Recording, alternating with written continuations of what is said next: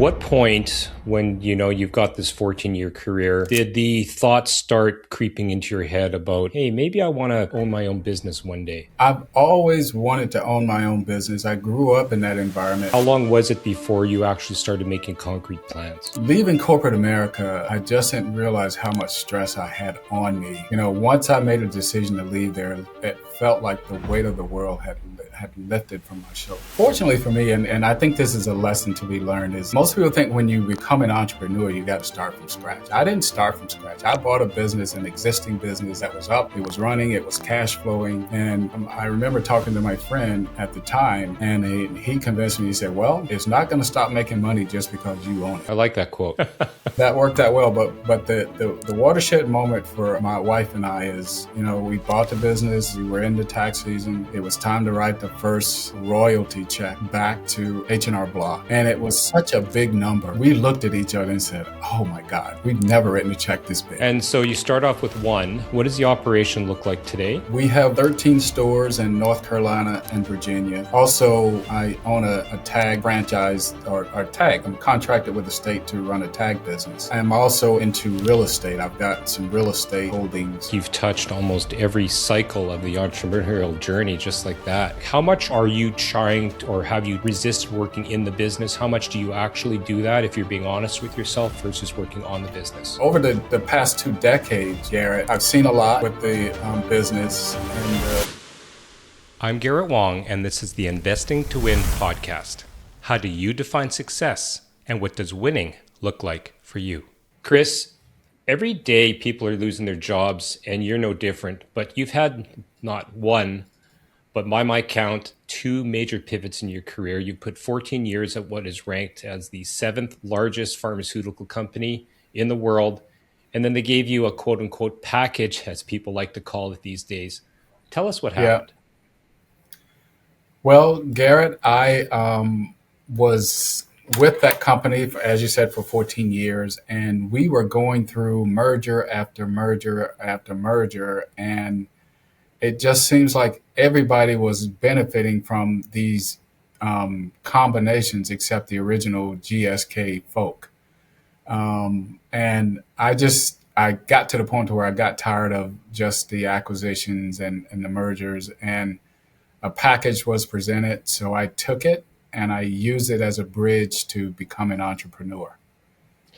So the package was presented because sometimes people get opted out, they get a package. Was this an actual choice, or was it kind of strongly suggested you had to take the package?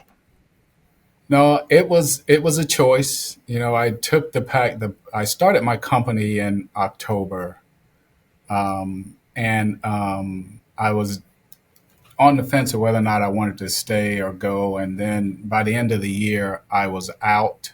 I chose the option to go out and to go full-time entrepreneur. Okay, so you started your company in October. When did you take the package?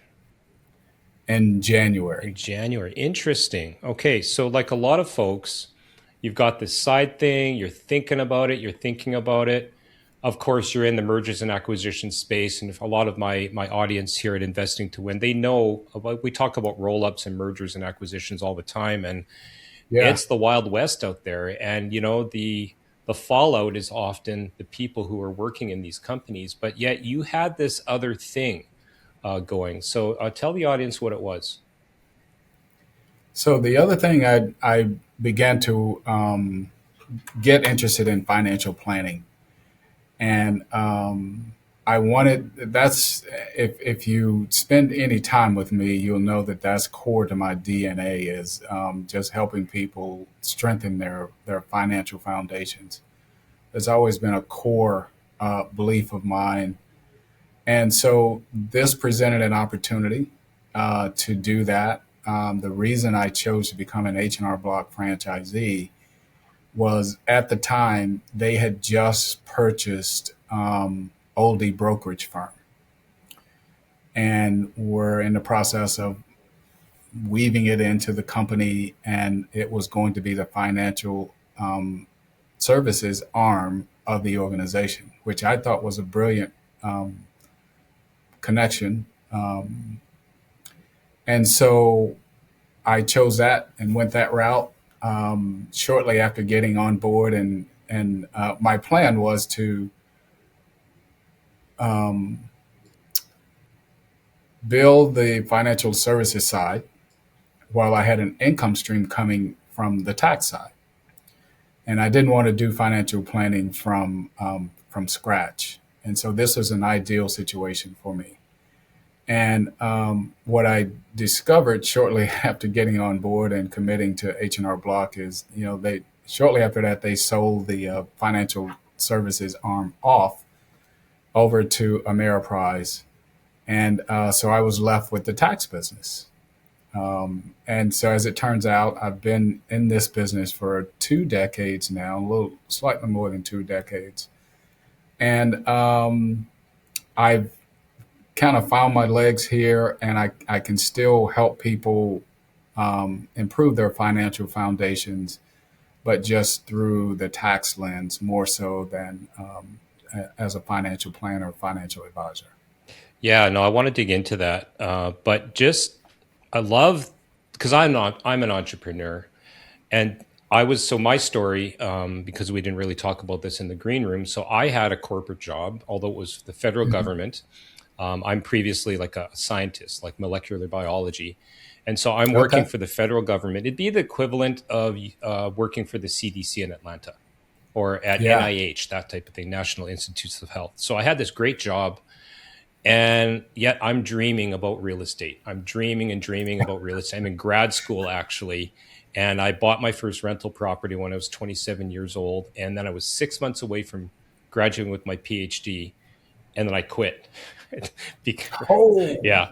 And so wow. that's why I want to dig into your pivot, because I think a lot of people are always, they're in their jobs, the 9 to 5, they're listening to people, and if your audience, if you're one of those people and you're listening to people at the coffee table, at the lunch table, they're droning on and on and on about their lives, complaining, and yet you're dreaming about a Yeah. better life, right? Like I just had that itch. A lot of people just say, I want freedom. What was the trigger for you? Because I mean, you did this 3 months before you even offered a package. Yeah. Freedom is certainly at the core of it. In fact, one of my company's names is that I started back then was New Freedom.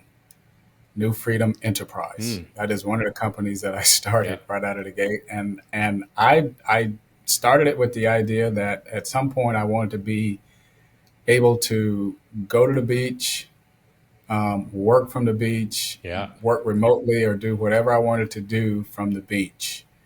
And hence the name New Freedom. I could do what I wanted to do when I wanted to do it, and I have achieved that goal. And I we do have a place at the beach, and we can work remotely there and from time to time. So um, I took the pivot, and I just never looked back.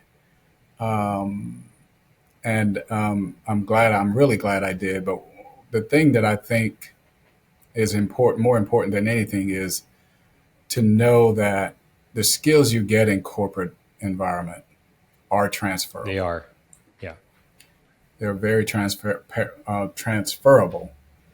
and I think that that a lot of people don't realize that. They say, okay, well, you've got 13 stores, Chris. Well, how do you manage 13 stores? I said, well, I learned in corporate America, you can create a division, you can create a district, you can create a team, you can put management in place, and all of that. Yeah. So all of that is transferable to becoming and being an entrepreneur. Yeah, no, that freedom. I love that story, by the way. For me, just as an aside, my thing was I pictured myself golfing and just wearing a pager. And yes, this is back when I had a pager and one of Yeah. those huge cell phones clipped to my belt. But no, that I mean, Yeah. that's we all have those dreams, right? But was there like Yeah. a trigger point, like some kind of like a meeting, a family moment, or a moment when you realized, like for me, of course.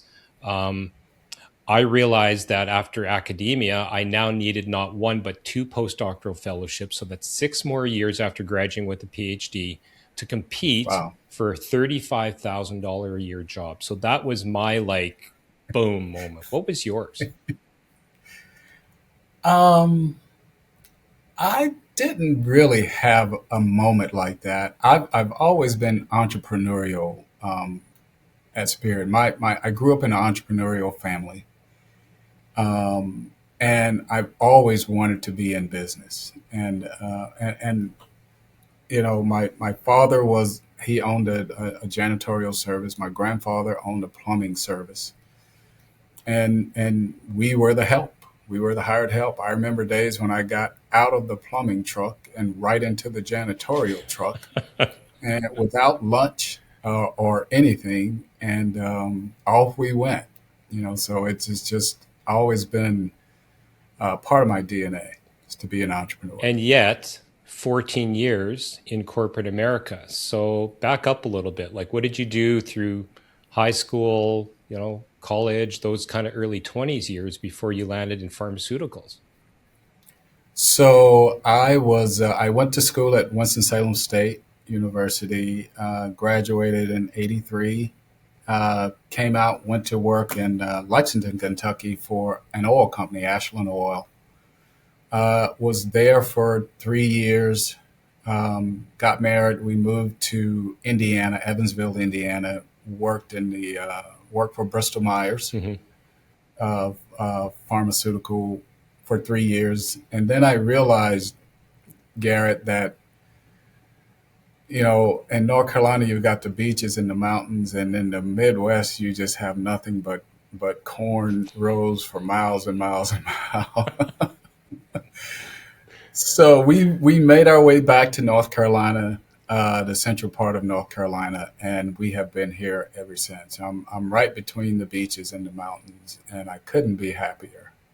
Yeah, it is a gorgeous area. Audience in the green room, Chris. It's funny because we're having this discussion like literally a day after the U.S. Canada hockey game where the U.S. beats Canada, and he's like, "I'm sorry for your loss," right? But in all seriousness, it's such a lovely area. Like I said, I've been there to watch some hockey games and do some fly fishing last year, and I know because I live in the prairies, so it's just wheat and corn. And yeah, the Blue Mountains on one side, you've got water on the other. If you drive a little bit further, you've got the ocean. I mean, it is just an amazing area. And Yeah. and so I can kind of picture you kind of doing that. But what started to so you said oil, and then you're in Bristol. What was the next step after that? You kind of Well, I think it's important to go back to high school. When I was in high school, computers were not they weren't the thing at that point in time. I didn't take AP classes. I wasn't smart enough to be in the AP classes, you know, when I was in high school. But I did get a chance to hang out in what was the computer lab. You know, the little yellow ticker tape, punch tape, you know, the first computers. And so I spent a lot of time there. I learned how to do that. I learned accounting in high school, actually. And as it turns out, those were two critical skills that, you know, were vitally important to have and to leverage as I left high school, going into college, and then leaving college, going to work. Having those skills, I had an opportunity to work as a programmer right out of college, even though I had a degree in business and accounting. And so I took that opportunity and I said, well, I can always get back into accounting if this computer programming doesn't work out. And so I spent some time. I spent about 6 years in computer programming with Ashland Oil and Bristol Myers, and also initially with GSK. And then I got into a role within GSK where I was in data management and the intermediary between the end user and the programming team. Um, and That's where I spent the final years of my career at GSK before pivoting and going back out as an entrepreneur or going out as an entrepreneur. And one other key thing that I would add is that what I was fortunate to be able to do was not touch my 401k in my quest to become an entrepreneur. So I was able to navigate that, keep that intact, and and I'm glad that I did, because it has compounded over the years. And had I taken out and um, used it for um, starting a business, I would be back to square one. Uh, No, so when you were at what point when you've got this 14-year career, did the thoughts start creeping into your head about, hey, maybe I want to own my own business one day? And then how long was it before you actually started making concrete plans? I've always wanted to own my own business. I grew up in that environment, so I knew that's what I wanted to do. It's always been a part of me. And then you tend to get spoiled by the what I call them, the fur line rat trap Yeah. The race, the that rat race, you can say it. that comes with being in corporate America. Um, but we I just got to the point to where it was an opportunity, and I could use the severance instead of my retirement account to kind of leverage the bridge to go from Okay. corporate to to becoming an entrepreneur, a franchisee. So let's talk about decision making for a second, because you made the decision when the package was floated to you. Um, Before you quit, what was sort of that decision rule that you used within your own self to say, I am not making an emotional decision here?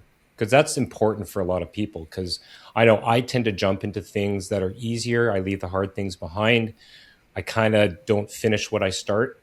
What was your decision rule? Well, for me, was my wife is very conservative. She's ultra conservative, and so she's like, "Yeah, you need to keep a job. You need to have a job." Um, and I just had to convince her that it was the right thing to do. When I told her what I was going to do, she looked at me like I had three eyes in my head. Yeah. Um, but it's always been a part of me. I've always wanted to do it, and so I did. And I felt like that was the right time to make it happen. Okay. So what was by the way, my wife is the exact same way, like nurse 34 years, like just very set, always the entrepreneurial lifestyle and wondering where the next paycheck in the early years coming from is very, very stressful for a lot of people who aren't used to it. What was the But first? I tell you, for me Yeah. though, it was leaving corporate America. I just didn't realize how much stress I had on me. Mm. Once I made a decision to leave there, it felt like the weight of the world had lifted from my shoulders. I wasn't happy, um, and I wasn't doing anything near what I wanted to do, and so I felt relieved. And I'm in a very competitive environment right now, but I've not felt any of the stress or the pressure that I had on me when I decided to leave the GSK environment. Do you think Um, that's in large part because you're controlling your own destiny now rather than being told what to do? it absolutely Yeah. is. It absolutely is. Yeah, that is the key for me. Is I don't follow instructions well. I don't take direction well. And for the last 2 decades, I haven't had to do that, and Yeah. I've been as happy as anybody could be. So, Yeah. So I was going to, sorry to interrupt you before. I was going to ask, like, when people make these leaps, right? What was the first sort of quote unquote unsexy, leap that, or step, I guess, that made the leap feel real, whether it was you had to put money down or, there was some kind of licensing that you had to do? Like, was there something that kind of sticks out in your mind 22 years ago? well, yeah. Fortunately for me, and I think this is a lesson to be learned, is most people think when you become an entrepreneur, you got to start from scratch. I didn't start from scratch. I bought a business, an existing business that was up, it was running, it was cash flowing, and I remember talking to my friend at the time, and he convinced me. He said, "Well, it's not going to stop making money just because you own it." I like that quote. And so that worked out well. But the watershed moment for us, my wife and I, is we bought the business. We were into tax season. It was time to write the first royalty check back to H&R Block, Mm, and it was such a big number. And my wife, we looked at each other and said, "Oh my God, we've never written a check this big." yeah.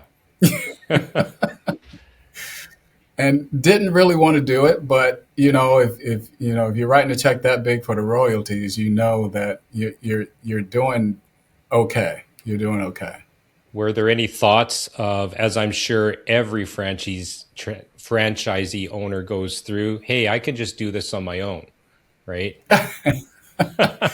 Yeah, well, you know what? I've never wanted to do that. Never thought about doing that. There's so much that comes with it, particularly this Yeah. franchise. It's very There's a well known, lot. right? I mean, everybody Yeah, knows it it. is well known. There's a lot of support behind the brand. And this day and time, trust is everything. Security, cybersecurity is everything. And so it's a great organization. I don't regret having made this decision, even though it didn't work out the way I thought it was when I had my initial plan. It's been a good move, and I just want to emphasize that entrepreneurship doesn't necessarily automatically mean you have to start something new and something from scratch. There's a whole community of baby boomers out there who are small business owners that don't have somebody to turn their business over to. Hmm. And so I would say to entrepreneurs out there, hey, find somebody who's graying at the temple like myself, and go figure out what it is they're doing, and see if it's something you want to do, and get involved with it. No, for sure. Looking back, was there something that you thought was going to be hard leaving the corporate job and environment, and yet it was something else that you found to be even harder? Um, Not really. Not really. I didn't, you know, not having the paycheck from GSK, I thought would be kind of difficult. But I acquired the business in October, and so we were into tax season by January, and starting to make money at that point in time. And so, and just have never looked back. Just have never looked back. So the timing, though, you said October, you took the package in January. So you had already committed to the franchise in October then. It wasn't like you had a financial services company and then when the check came, you're like, okay, now I'm going to buy a franchise. Like what was the timing like there? Yeah, I thought I could run H&R Block as a side Ah, business, okay. as a side business until I decided I wanted Okay. to get out because like I said, it was a cash flowing business. It had people in place, and it didn't necessarily need me there or my hands there to make it operate. And so that was the plan originally. And then, once I got into the business and got to know the people and the staff and where they were development wise, and, just had to make some changes at that point. Had to make some changes at that point. But yeah. Okay. And so you start off with one. What does the operation look like today? We have 13 stores in North Carolina and Virginia. And also, I own a tag franchise or tag. I'm contracted with the state to run a tag business as well. Um, and I'm also into real estate. I've got some real estate holdings in a real estate partnership. We've got some student housing down in Charleston, South Carolina, and some rental properties in the Triangle as well. Wow. So when was I mean, as every franchise owner starts out, they have one. When did you realize, okay, I've got something here. I'm going to go for a second and then a third and then a fourth? Like, how did that happen? Well, it was kind of you got to go all in or you got to get out and go get a job. The first one was making money, but it wasn't making the kind of money I was making in Okay. corporate America. And so over the years, we've acquired other franchise operations. We've grown organically, and we've just and we've acquired some outside firms as well and converted them to H&R Block. Acquired accounting practices as well over the years. So a fair amount of merger acquisition activity, organic growth, a little bit of all of that in the quest over the last 2 decades to get to where we are. Yeah, absolutely amazing. I mean, it seems like you've touched almost every cycle of the entrepreneurial journey just like that. So mergers and acquisitions, I mean, obviously you came from an environment where this was happening that caused you to want to make the leap into franchising. Walk me through that. Like, I mean, obviously I know that you can buy another business. Is it a little bit different when you're taking over an existing franchise? Existing franchise, not so much because they pretty much run the same way. The way you run one of them is the way you should run all of them. So that wasn't as much of a culture shock as it was just taking over an accounting firm that wasn't part of the network to start with. Okay. And I've had some success in doing that, and I've had some really challenging times in doing that as well. So it's a crapshoot at best. I have walked away from some deals because I didn't think it would work out, and I've had some deals that have worked out really really well. The owner stayed on and was a great partner, and it worked out well. So it's a mixed bag. It's a mixed bag. And then, so if you're just buying an existing accounting business, are you rolling that up again underneath the H&R banner after? Yes. Okay. Yes. Okay. Yes. And In fact, H&R Block will help with the cost, the acquisition cost. oh, interesting. Oh, I guess because Yeah. they're getting a benefit from it, right? Yeah, absolutely. Okay.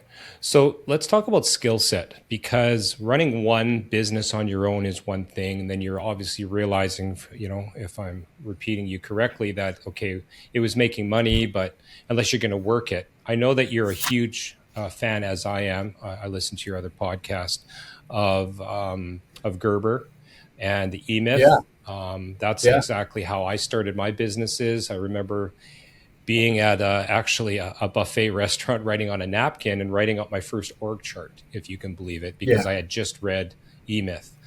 So I know that you're a student of that, but when you have one and then two and then other ones, like how much are you trying to, or have you resisted working in the business? How much do you actually do that, if you're being honest with yourself, versus working on the business?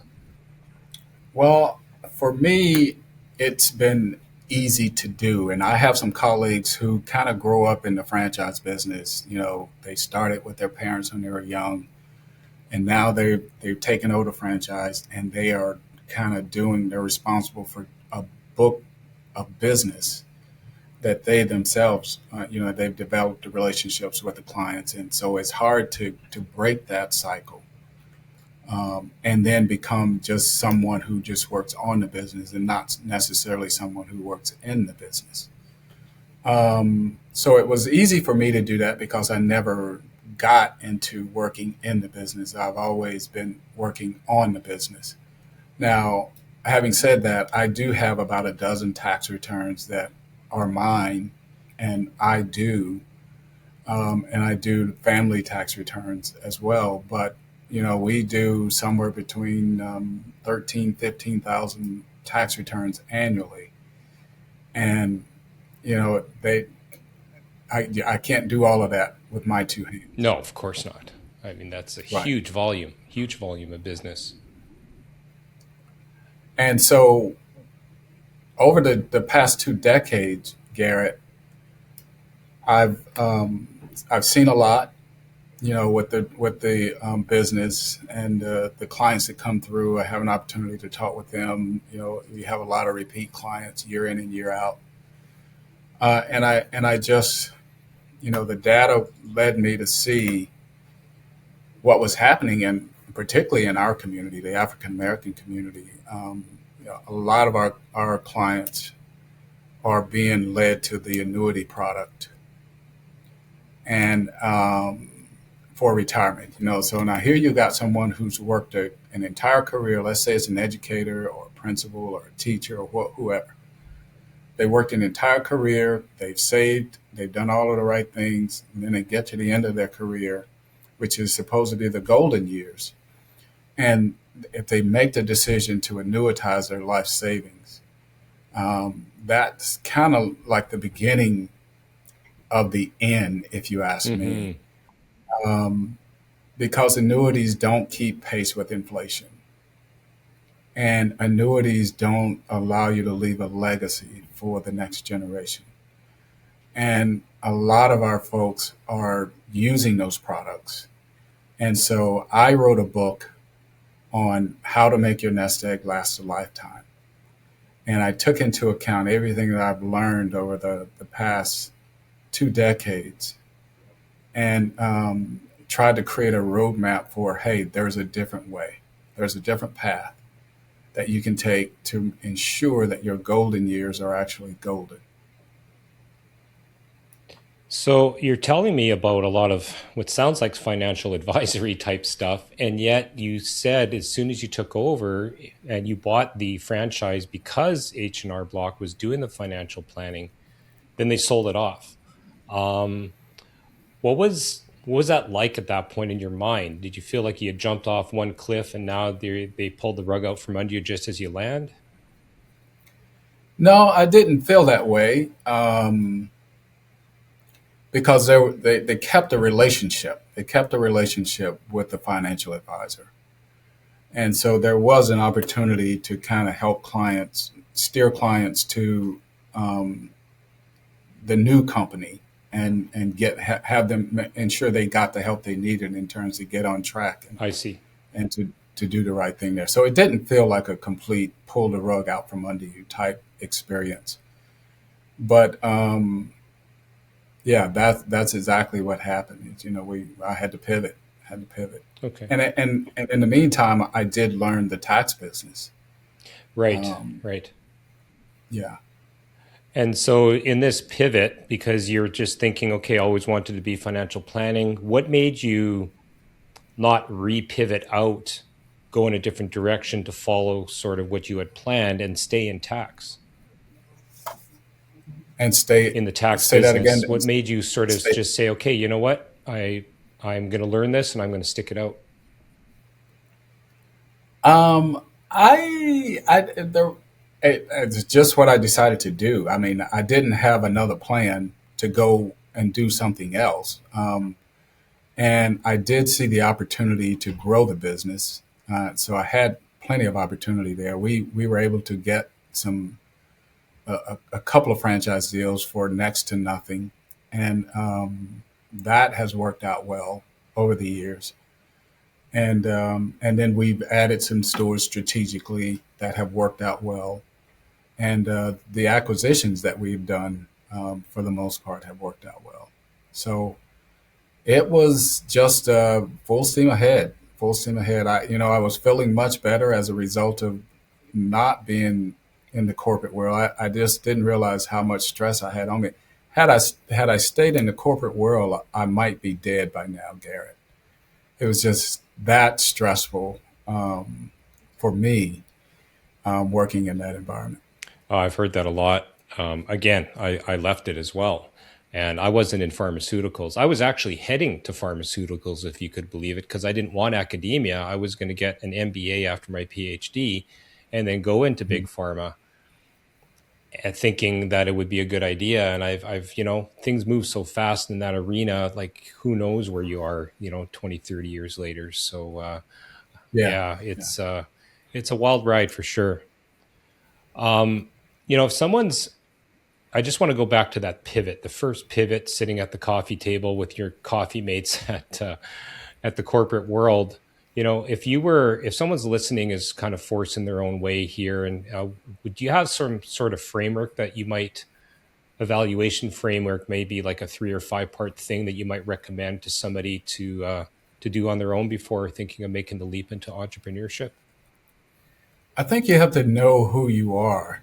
And this is talked about a lot in the Gerber book, The E Myth, is that, you need to understand and know whether or not you're cut out to be an entrepreneur. If you just like doing the work, like if you're a graphic designer and you're working for a company and you say, hey, I can go do this on my own. I don't need to work for this douchebag that's running the Right. company. I can do it myself. And then you realize that, okay, you're out on your own. Now you've got your own everything. And guess what? Everything falls on you. When the light's out, you're the one responsible for making, getting up there and changing the bulb. Or if you got a plumbing problem, you've got to resolve it. And when you really only wanted to do the work, you're only interested in doing the work. And so that's not a time to find out that that's really all you really wanted to do was to work, is after you've committed to becoming an entrepreneur and you realize that there's more to this than just doing the work. So that's important, to just kind of know who you are. And building a team, working inside of corporate America and building a team and managing a team and developing a team. Those skills are vitally important. Whatever you do after you leave corporate America, if you're going to be an entrepreneur, you need to know how to build a team. And again, you had the advantage, as I did, being in corporate. But if somebody's in a job that doesn't even have, they're not even supervising or managing people.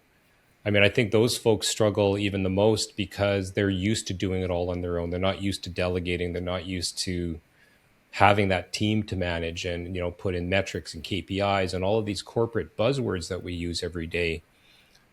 Are you Right. recommending that maybe somebody would brush up on those to make sure that they have that skill set before they make the leap, or just make the leap? Well, I would recommend you get as much training and experience in corporate America as you possibly can. Learn on the corporate dime as much as you can, Hmm. and take what you learn with you. Now, there are courses out there on LinkedIn that can, teach you almost anything you want to know about managing and management. Yeah. And so that's an alternative as well. But I keep coming back to you don't have to be a genius to become an entrepreneur, and you don't have to start some fancy idea from scratch. There's lots of opportunity just before your very eyes, and you just need to, look at things a little differently. Look at if you take a job and go work at McDonald's, even as a teenager, if your perspective on that job is slightly modified to where you can say, hey, I think I might want to own this type of business one day. Well, then you'll have a different perspective when you go in there to work. You want to learn all of the jobs. You want to learn what you can about the person who owns the business at this point in time. How did they get started? What did they do? And so there's no shame in working in a McDonald's or a restaurant franchise if your goal is that you want to be, the owner and someday have a multi-unit operation. It's really interesting you say that, Chris, because a few weeks ago I was actually in West Palm Beach and did some training and mentorship with Tommy Hilfiger. And there's a group of us. And just to see his advice. Now, there was a young lady there who had been struggling and trying to get her own line going. And when it was her turn to speak to him, she kind of showcases her. I think it was a convertible hoodie or something like that, like a one size fits Hmm. many. And he said, you know what? It's too complicated. And he said, I could probably pull it off because I have the money. Our corporation has the money to be able to convince people that this is the next greatest thing, but you don't. And so he Hmm. kind of, in one step, killed her dream. But then he gave her some advice which really resonated with me. And it's similar to what you're saying, because he said, my advice to you is go back and work retail. And she was just like, what? I'm already an entrepreneur. I'm already selling my stuff in these small shops. He's like, no, seriously. He said, whether it's Tommy Hilfiger or something else, go back, work retail, speak to the clients, speak to the customers, touch the fabric, see what they want in colors, and you're going to learn something that you never really learned before because you kind of went straight out of fashion design school, right? And he Yeah, said, I yeah. promise you, those skills will not be lost on you. So I think that's what you're talking about here. Hmm. Oh, absolutely, absolutely. Yeah. Okay, well, I think we can wrap up here, but before we do, such an inspiring story, Chris. I think a lot of people get a lot out of it. I ask a question of every guest, just because the answer is so different. And so, this is the Investing to Win podcast. How do you define success, and what does winning look like for you? How I define success is being able to do what I want to do when I want to do it, and on my own terms. And I am there, and I am enjoying it. What does winning look like to me? Is being able to help others to strengthen their financial foundations, and that's really important to me. And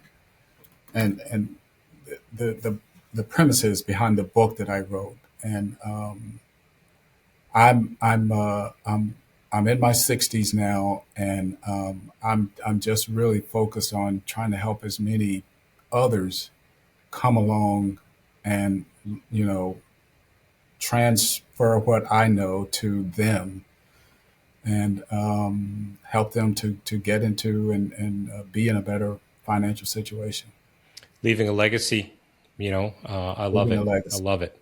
Yes. Yeah.